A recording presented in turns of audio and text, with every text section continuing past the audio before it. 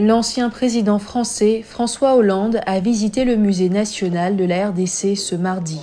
Il doit maintenant se rendre à Bukavu, dans le sud Kivu, pour assister mercredi à l'inauguration d'un nouveau service de l'hôpital du gynécologue congolais Denis Mukwege, prix Nobel de la paix 2018 pour son travail en faveur des femmes victimes de violences sexuelles.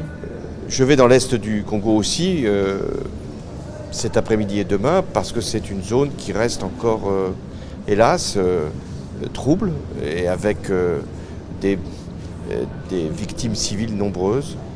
Et la nécessité, le président Macron a aussi pris l'initiative de favoriser la paix dans cette partie et la fin des ingérences étrangères et des prédations qui s'y commettent et hélas des agressions dont les femmes sont les victimes. Depuis près de 30 ans, cette région est en proie aux violences de groupes armés. La MONUSCO, la Force des Nations Unies en RDC, opère depuis plus de 20 ans dans le pays. Récemment, son départ a été violemment réclamé par des manifestants qui lui reprochent son incapacité à ramener la paix après tant d'années.